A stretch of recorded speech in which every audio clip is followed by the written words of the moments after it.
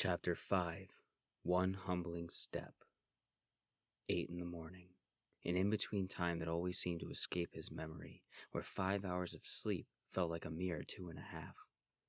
In the early days of school and church, 7 was the time where his mind was stricken awake by a blaring alarm or a belligerent father. Being forced to shake off sleep while clinging to one last whisper of a dream as his body played out the tiresome motions. Berated for his sluggish motion, scolded by one and encouraged by the other.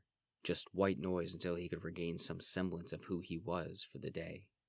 He used to cherish early mornings, a time where, in one moment, he was in bed, warm and nuzzled in a soft cocoon of imagination where reality had no hold.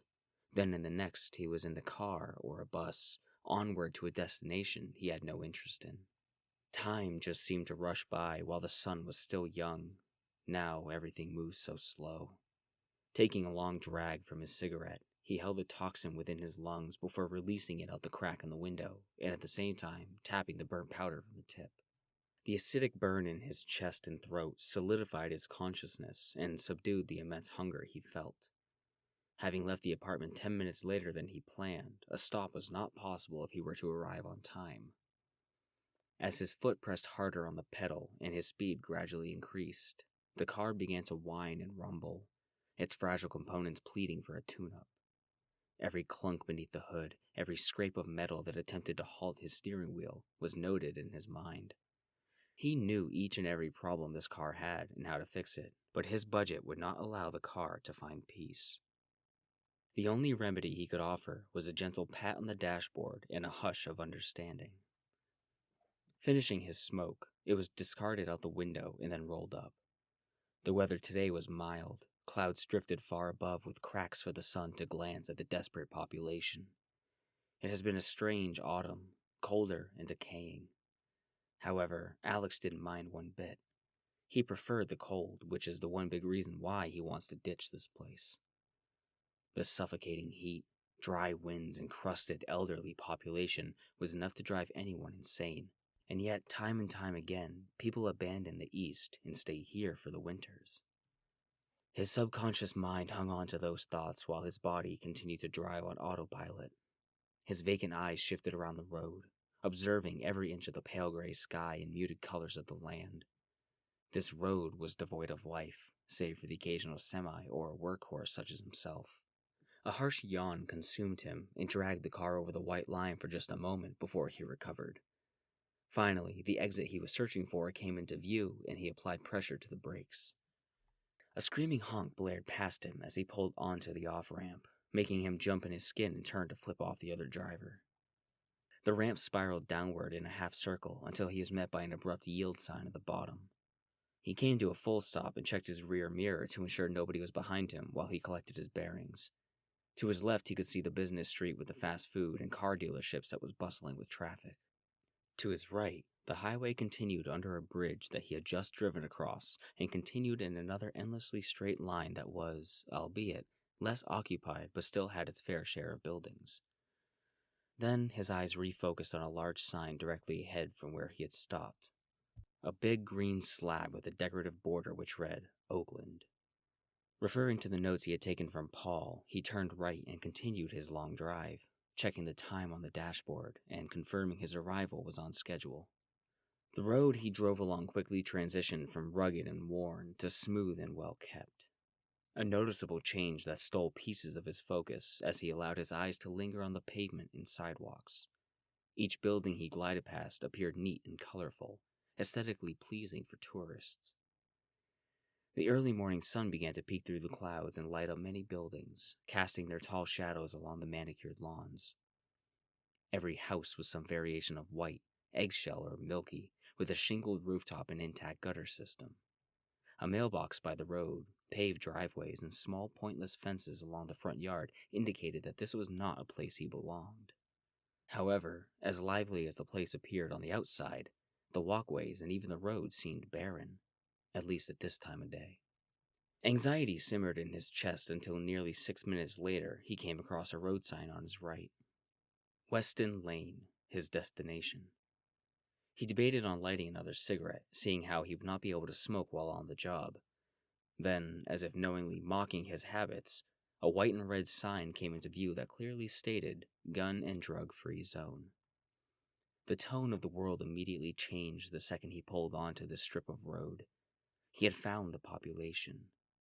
Slowing his speed to a respectable 8 miles an hour, he cautiously rolled along the pavement as a mass collection of people, students and teachers alike, crossed from sidewalk to sidewalk and went about their morning. He hoped to maneuver through the crowd without any issue, but he can never be so lucky. The moment his car drove at less than 10 miles an hour, the tires began to squeak and cry exponentially loud. Every rotation and tap on the brakes cried out for attention and got more than a few to oblige. Embarrassed, Alex gripped the wheel tight and kept his eyes forward, tensing his shoulders and slumping down. 600 feet later, and the school came into view just beyond a thin line of trees to his left. Crawling even slower than before, Alex ogled at the structure in an attempt to photograph it through his eyes. The building itself was 2 stories tall and as long and wide as a soccer field. 100 windows watched over the students as they all moved across the gray concrete pathways, which snaked along the edges of a lush green courtyard. The courtyard itself was adorned with benches, tables, and a tall tree planted for its shade and beauty. The tires squealed as he parked it along the pickup lane out front. Adjusting himself in the seat, he craned his neck enough to check his surroundings, unable to escape the notion that maybe he appeared suspicious to some. From here, he could see that the school was shaped like a wide staple, with the inner part housing the well-maintained green courtyard. Along the edges of the grass were the aforementioned walkways that each led to a specific set of doors. Along the back wall, tucked into each corner, were 2 sets of double doors that appeared to be main entrances. Most students funneled in through the doors on the right, which he assumed to be the front entrance, judging by the thicker walkway and small arc over the glass doors. The set in the left corner were solid and had a large fabric sign strewn across, blocking them off and boldly stating, "Closed." "Well, there's the gym," he deduced. "So, where do I park?" Rotating in his seat to glance around, he scoffed and faced forward, shifting the car into drive once more. Keeping his foot on the brake, he turned to the right and looked across the thin road where he could see a fairly large parking area, one suitable in size for a small shopping plaza. He scanned for any construction vehicles but found nothing of the sort. Less and less cars came down this road and the population began to wither. Then, out of the corner of his eyes, he noticed something in his driver's side mirror. A warped shape through the old glass was quickly distinguished to be a man, not a student. He closely monitored the reflection as this guy moved toward his car, emerging from the thin line of trees. As he got to the taillights, Alex shifted into park and began rolling down his window, tense. The man approached just as the window reached the bottom, and he stopped. A chill rolled over the lip of his door. "Alex Avery," he spoke. Alex peered up at the surprisingly tall man, who stood so close to the car that he could probably reach into the stranger's back pocket. Still, he was able to get a decent enough look at him from this angle. The stranger was intimidating, to say the least, built like a lightweight wrestler and wrist-to-shoulder tattoos depicting fire and voodoo. His V-neck shirt appeared to be on the verge of tearing from the stress of holding back such dense muscles beneath the paper-thin fabric. His arms were long, well-crafted tools of the trade with thick sausage links for fingers. A wide, almost fully square head and razor-sharp jawbone that looked more like a gardening shovel than anything human. His low brows and pinched lips gave him a beastly appearance, while his lush, ear-length hair only added to the idea. With a dry throat and tight shoulders, Alex avoided eye contact. "Yes, I'm looking for Jim Cagney." The hulking man leaned down and peered into his eyes. A one-sided, awkward stalemate arose as the 2 men stared each other down. Then he stood straight and walked around to the front of the car and made his way around to the passenger door. There, he stopped and waited a second before pulling on the handle. When the door didn't open, he lifted his hand and used the middle knuckle to tap on the glass, his voice low and muffled. "You gonna let me in?" Alex hurriedly took his coat from the seat and placed it on his lap, then unlocked the door. Without hesitation, the burly man climbed in, rocking the vehicle with his weight. The thumping in his ears became so apparent that he assumed this guy could tap his foot to the beat behind his ribcage. Surprised he could even fit in the car, Alex let out a stifled breath, sifting through his tired emotions. With a beefy finger, he pointed to the student parking and said, "Turn around in there. We park out back." Doing as instructed, he shifted the car again and slowly backed up enough to get the nose of the car aligned with the parking access. Pulling forward and spinning around, he now faced the school. The stranger pointed left, back the way he initially came from, and so he turned. As soon as he hit the tree line again, the man pointed to the right. "Turn here." Alex raised an eyebrow in confusion, but before he could say anything, he saw a dirt pathway thick enough for 1.5 cars, which led alongside and behind one of the school's outer walls. Seeing it now, he felt embarrassed that he hadn't noticed it earlier. He turned onto the dirt, the car shifting side to side as it rolled across the uneven ground, driving past the long structure until he came upon a small opening that housed a large reddish-brown shed with an RV parked next to it. The only other vehicle parked here was a white van with blacked-out windows, the kind of van you would expect not to see in the back of a school. "Park along to the left, just not too close to the van. Then I'll take you to Jim." He wriggled in his seat, partially turning his body to face the passenger. "You aren't him?" Alex said stiffly, nervous. The guy snorted with a low chuckle. "Nah, man. Name's Brian. I'm his enforcer." His tone lightened a little. Almost immediately, the energy trapped within the vehicle reformed into something less hostile. His guard lowered enough to bring his elbows inward, and now his attention had been fully stimulated. "Enforcer?" "Yeah. Jim takes in some rough folks on occasion, and he doesn't fully trust the cops to do their jobs. So he hired me on to keep everyone in line." "That makes sense," Alex affirmed, then redirected his focus to the dirt before him. He delicately parked the car about 30 feet to the left of the van, closer to the entrance. "Is this good?" "Yep. Just park here every day, and you'll be fine." With that, he killed the engine. The tension in his arms slowly wormed its way into his chest and coagulated into a ball of angst he was not prepared to cope with. Nervousness like this was something he didn't often confront. The taste was bitter. This should be just like any other job, but it feels different. Perhaps it was the prerequisite of working with a new crew or new boss that turned his blood cold. Maybe it was his fear that there would be a new standard to live up to. While his mind calculated the risk of getting his ass beat by collected criminals, he reached for the door handle to exit. The door cracked open, allowing only a sliver of fresh air to slide in, and then Brian spoke. "Hold up."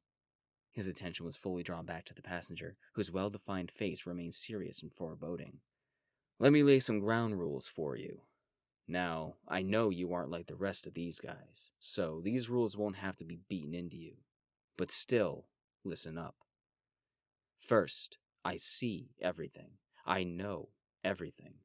Second, I hope you brought a lunch because we don't provide it. If you didn't, you can buy some food from the cafeteria, but keep in mind this isn't a field trip, so try not to bother the wildlife. They're here to learn, and you are here to work." Alex casually nodded along, attempting to reduce his own stress and come off as confident. "That being said, if any of the staff or student body approaches you during your break, that's fine. You aren't banned from human interaction. Just keep it civil and don't give me any reason to intervene. Lastly, do your job and try to keep the peace among your fellow workers. They all come from a colorful or unique background, but they're still people. Keep that in mind." Alex sighed through his nose. "All right, I'll do my best. I'm not here to make anyone's job harder." "Good. Jim is in the trailer. I'll introduce you." Brian opened the door and stepped out with a moderate haste. Alex followed quickly after. They both stood outside the car, and he got his second taste of the morning air. The mixture of various smells and textures that flowed with the gentle breeze was delightful, though he would never admit it. The dew sprinkled over the blades of grass evaporated into a faint humidity from the sprouting sun. Finally, this gloom appeared to lift away. Dry and wet soil alike contributed to the peaceful aroma, which added depth and curiosity to the world around him. Back here, the noise level was controlled, contained by the surrounding trees and brick. Cars and voices were a faint muffle, barely noticeable unless chosen to be noticed, a quality he wished was an option wherever he went, whenever he wanted. Before closing his door, Alex reached in and threw on his thin-fitting red and black flannel jacket, then ensured the door was shut tight and locked. Looking over the roof of his car toward the trailer, he saw Brian was already moving. His bulging forearms swayed with each step, hovering just over 3 inches apart from his waist. His feet sank into the muddy grass, but his balance remained consistent. He looped around the hood, noting the thin sheet of fog that rolled by his ankles, and joined him at the medium-sized trailer. It was a fragile-looking mobile home, faded pearl white with beige horizontal trim and tinted windows that overlooked every angle they could. A canopy extended out over the door, just enough to cover 1, maybe 2 people. Brian walked up and opened the screen door with a loud, rusted screech. Taking another step, he held the screen in place with his shoulder and then tapped on the solid door before him. The harsh impact of his knuckles shook the entryway, and soon a rustling could be heard. Within 30 seconds, the door ripped open, and another man stood steps above them. "Morning, Jim," Brian greeted, taking a few retreating steps back. Alex stared with scrutiny as the man descended the short steps out of the trailer. They say first impressions are everything, but Alex was unsure of what to think. Jim, his new boss, wore baggy blue jeans that have seen their fair share of aggressive workdays, a thick white long-sleeve shirt, and a blue denim trucker jacket. He was a balding man with a hairline that receded to his crown, but sprouted a long ponytail from the back, which dangled just long enough to reach his popped collar. As far as his face goes, it was mostly hidden behind a thick, scraggly beard starting from his nostrils all the way down to the middle of his torso. A detail that stood out among any other was the depth of his eyes. They were mostly almond-shaped with a wrinkled hood along the outer edges.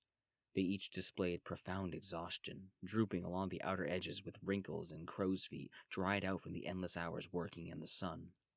His hazel-brown irises had become almost as gray as the hair on his head, and the whites had sprouted a number of red veins from, no doubt, sleepless nights.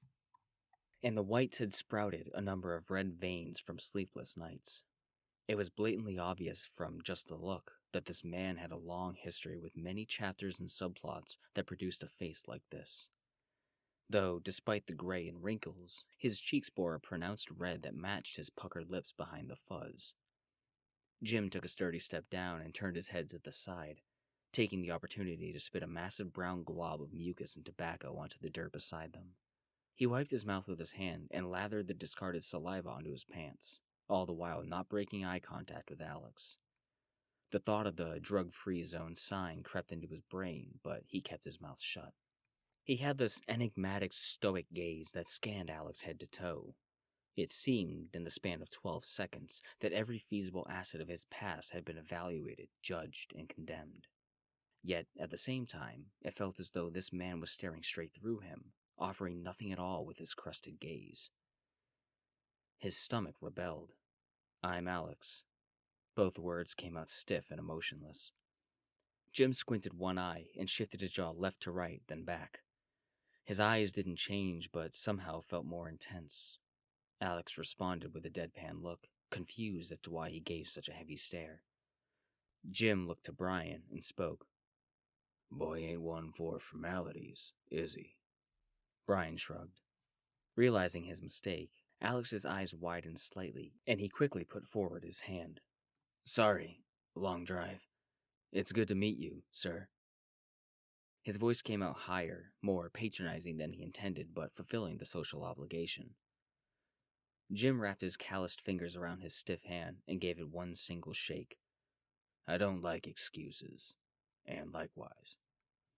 A tingling on the back of his neck indicated that this job was going to be much different than working for Paul. Jim initiated the release of their hands, and they both idled briefly before Brian inserted himself once more. "Do you want me to take him now, or do you want to talk with him first?" A wet exhale dragged out past his lips. "I think the 3 of us can head over there," Jim responded, his voice grungy and deep with a hint of a Texan accent. Without another word, Jim shifted to his left and slipped past Brian, making his way toward the main road. The 2 of them quickly followed. Alex's nerves continued to rise. Thick mud and splotches of water to be avoided kept him on edge with every encroaching step. They reached the corner of the building and then turned left to walk alongside the road and across the mulch, continuing to the left, having made a wide horseshoe around the building. They passed by a few doors and windows on their left with classes in session. To his right, he could see the open green courtyard with a few scattered students going about their morning.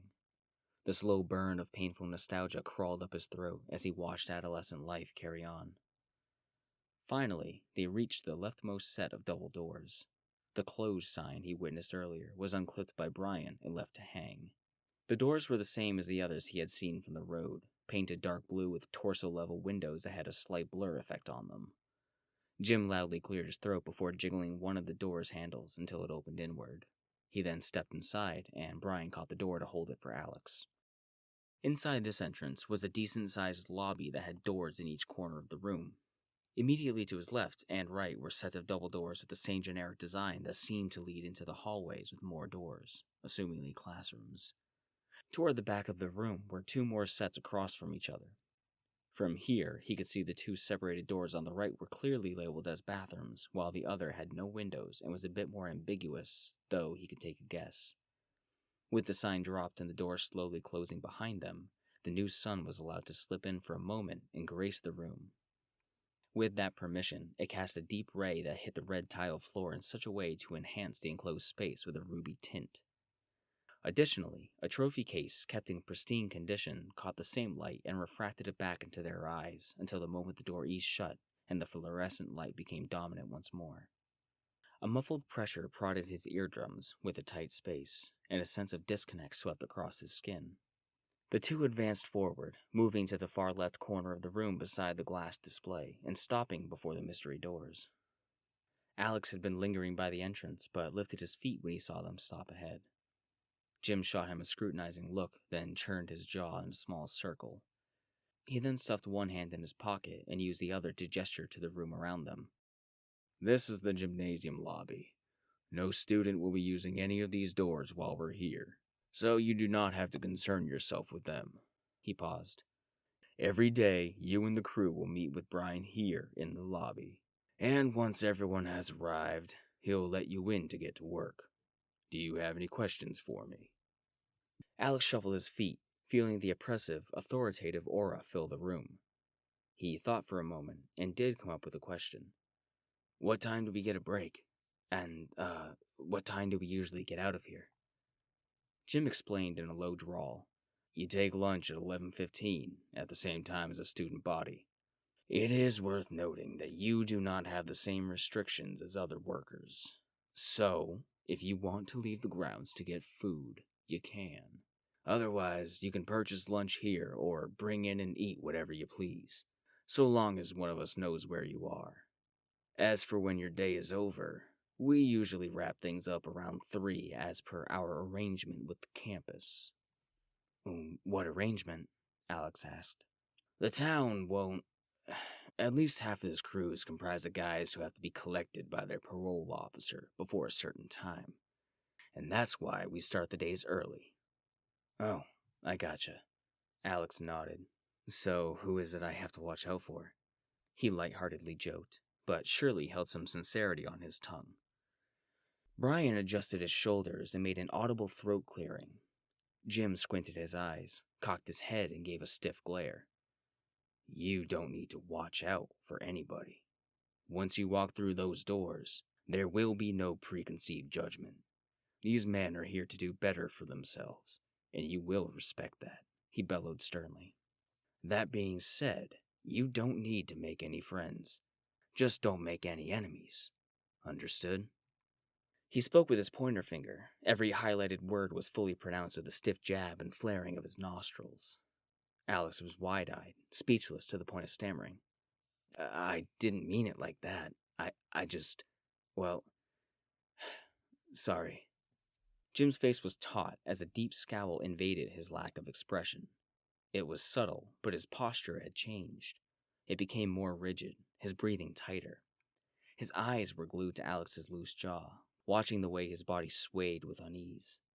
He wasn't truly afraid of this man, just losing the job before it began.